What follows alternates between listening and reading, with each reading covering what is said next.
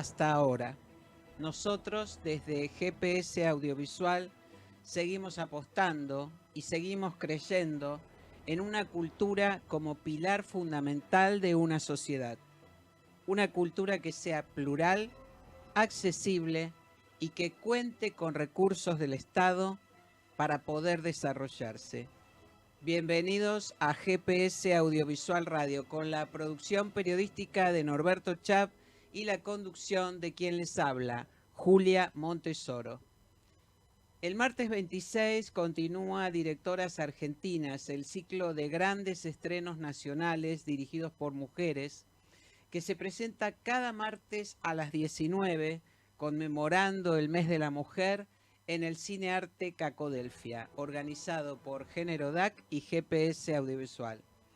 El título programado para el martes próximo es El silencio de los hombres, un impactante documental de Lucía Lubarsky, quien nos está acompañando hoy en el comienzo de esta emisión de GPS Audiovisual Radio. Gracias por estar con nosotros, Lucía, bienvenida. Estás muteada, no te estoy escuchando. A ver, ahí si te desmuteas el micrófono. Ahí está, perfecto, ahora sí. Bueno, un gusto estar acá. La idea era estar en el estudio, pero bueno, lo pudimos resolver de esta manera. Las mujeres siempre resolvemos.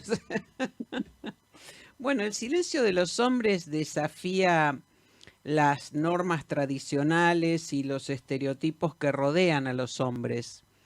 Y cuestiona los mandatos familiares y sociales. ¿Qué te impulsó a hacer este documental, Lucía? Inicialmente creo que tiene que ver con una especie de hijo de época, ¿no? Como después de tanto transitar de los feminismos, preguntándonos nuestros roles, los lugares que hemos ocupado, los que ya no queríamos ocupar, tanto mujeres como disidencias, siempre hay como un lugar que queda como vacío, silencioso, que tiene que ver un poco con qué está pasando con los hombres en todo este reordenamiento, ¿no? Y muchas veces nos encontramos con ese eco, que era un eco silencioso, y yo me preguntaba en términos políticos y sociales, pero también después en términos personales y más emocionales, qué tránsitos se estaban dando los varones y qué preguntas estaban de alguna manera emergiendo en este contexto de los feminismos, de dislocar ciertos lugares, de nosotras poder abordar otros, preguntarnos y problematizar e interpelar un montón de lugares, entre ellos también nuestro deseo, nuestros mandatos. Y entonces, bueno, de alguna manera, por espejo, empecé a pensar qué estaba pasando en el mundo masculino. Y bueno, hay un punto de partida que me parecía muy interesante para pensar eso, tenía que ver con el núcleo familiar, con mi propia familia, con cuestiones que estaban enquistadas ahí, que creo que son bastante fáciles de identificar en otras familias también. Ajá. ¿Y cómo se fue modificando el eje principal, el objetivo inicial del documental en el curso del rodaje? Se fue modificando mucho, y está buena esta pregunta, se fue modificando muchísimo luego de un laboratorio bastante largo que hicimos en la DAC, un taller que hicimos en Género DAC, que lo hicimos con Bárbara Sorosola Day y Natalia Smirnov. Sí. Y básicamente podría decir que cuando yo ingresé a ese taller, que duró 3 meses, la película iba a ser una, y cuando salí de ese taller, reescribí la película por completo, y entre otras cosas, entró mi familia, que era algo a lo que yo me resistía muchísimo, que entre mi propia voz, que entre una presencia un poco más explícita, más marcada de asociación, y que entre mi biografía. Y como en la insistencia de las compañeras y de las coordinadoras en la motivación que yo traía, me decían que había algo muy importante ahí a lo que yo me estaba negando y que de alguna manera, bueno, luego ingresó la historia de mi familia, que hoy es un poco la fibra medular de la película, así que siempre estuve muy agradecida a ese tránsito. Y sí, filmando la película, por supuesto que se fue modificando y que de alguna manera en cada una de las escenas y de las cosas que podíamos llevar adelante y las que no podíamos llevar adelante, hubo muchos, no diría volantazos, pero sí movimientos, que creo que después sobre todo se pusieron de manifiesto en en el montaje. En lo que yo lo vi más claro fue en el montaje, en las decisiones que tomamos en montaje de cómo fue cambiando el relato de la película. Ajá.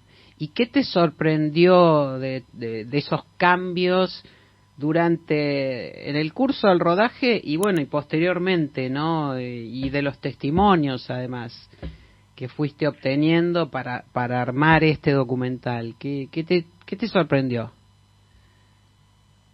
El proceso del Perdón, documental porque siempre... me decís que recalculaste, pero imagino que también en ese recalcular se produjo esto, ¿no? Alguna sorpresa, imagino yo. Sí, sin duda. El proceso del documental para mí siempre es como una puesta en abismo, ¿no? Hay algo una hipótesis que se pone en marcha y que empieza a jugar, pero después está todo lo que sucede, toda la realidad y de manera hace que siempre estés despierta, ¿no? Ante lo que...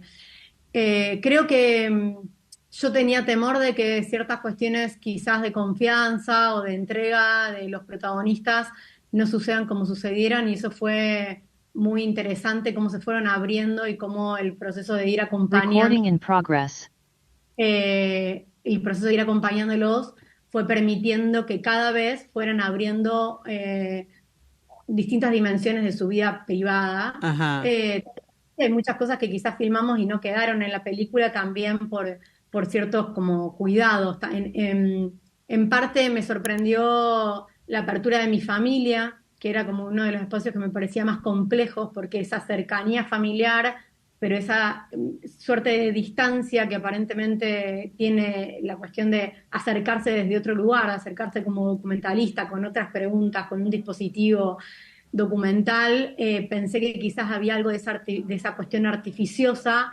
que de alguna manera podía llegar a interrumpir y sin embargo fue todo lo contrario, hubo como una propuesta casi Ajá. lúdica de volver sobre ciertos lugares que quizás no estaban tan transitados y en función de eso fue como un abrir cajas donde de alguna manera vi que tanto mi viejo como mi hermano empezaron a tener conversaciones y a explorar hacia atrás y poner de manifiesto sobre la mesa de compartir cosas que no habían compartido nunca en 35 años. Ah, mira. Entonces, ese tipo de cuestiones me parecieron muy llamativas, los movimientos que suceden cuando se termina de filmar, cuando se apaga la cámara, que un poco de la película intenta reponer en algunos dispositivos que tienen que ver con charlas posteriores y anteriores de filmar, esa remanente que queda, ¿no? Como que el encuentro documental tiene mucho como químico, y hay algo que a veces pasa que es remanente y que sucede después de que se termina, se apaga la cámara, y hay algo de eso que me parecía interesante traer y la película lo vuelve a traer, ese diálogo que queda en las personas que fueron parte de una situación fílmica, ¿no? Y Sí. lo que de alguna manera se despierta.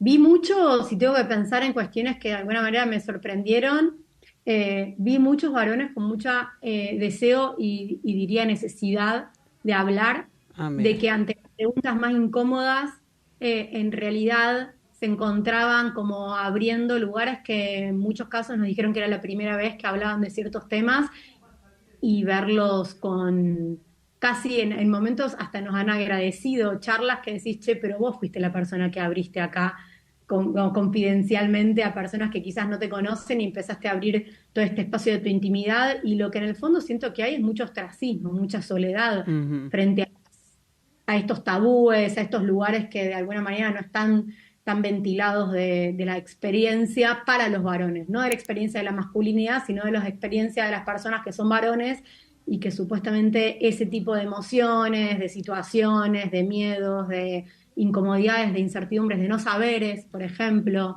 no están muy habilitados a ser Ajá. puestos como Ajá. sexual, en no saber si llego a fin de mes, en todo lo que tengo que saber de la paternidad y no sé, de todo lo que me cuesta sostener y no quiero sostener más, pero se supone que debería sostener. Entonces, como que hay un montón de lugares que creo que son muy poco compartidos. Entonces, como de repente verlos abrirse en eso, sentí como un cierto alivio de algunos varones en poder hablar de algunas cosas, ¿no? Y Ujú. eso me sorprendió mucho. Varones grandes también. Ajá. Ah, bueno. Claro, te iba a decir, porque quizás los jóvenes estén un poco más acostumbrados o entrenados, y una persona más grande, un hombre más grande, no, digamos, tiene otra cultura, otra educación, ¿no? Ahora, ¿es una película para hombres? Mira, ¿Por qué un hombre debería verla? justo ayer tuvimos una proyección y una charla en un neuropsiquiátrico que era para un equipo multidisciplinario y había bastantes varones y yo lo que les decía es que a mí una de las cosas que me pareció interesante que pasó con la película es que la ven muchos varones, que la comparten con amigos, que van varones con sus parejas y que si yo hubiera hecho una película que finalmente es una película que la ven mujeres que quieren llevar a sus novios o sus hermanos o sus padres, sentiría que de alguna manera hay algo que está como, hay algo que no cumplió, que podía ser perfectamente. Y lo que me sorprende es que Mm, se comunica con nosotros un montón de varones, que hay varones que dicen quiero ir con mi amigo, quiero llevar a mi papá, se lo quiero mostrar a mis amigos.